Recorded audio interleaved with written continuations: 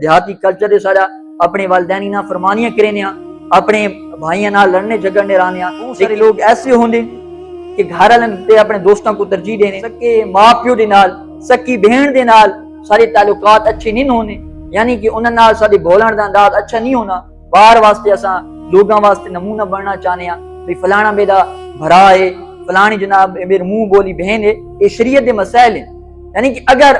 اساں اپنی گھر والی بہن کو صحیح عزت نہ دینے باہر یہ بے شک اساں منہ بولیاں بہنا بناوا دے اس کو اسلام سکو منع فرمینا ہے جڑی منہ بولیاں بہنا ہونی جو منہ بولے بھرا ہونے او یعنی کہ او حقیقی بہن بھرا نہیں ہونے بلکہ حقیقی بہن بھرا او ہونے جڑے انسان دے گھر وچ ہونے بے شک اساں اپنے جڑا سادہ سکا بھرا ہوئے گھر دا ہاتھ بھی نہ گنا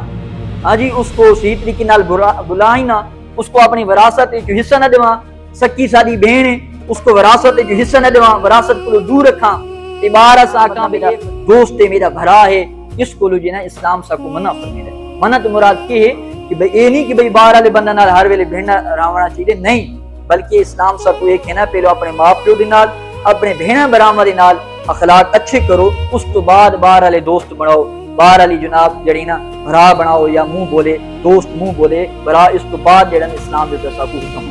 پہلے جڑی سارے واسطے ضروری چیز ہے بعد اوقات ایسا ہوندا ہے سارا اپنے والدینی نہ فرمانیاں کرنے اپنے بھائیاں نال لڑنے جھگڑنے رانے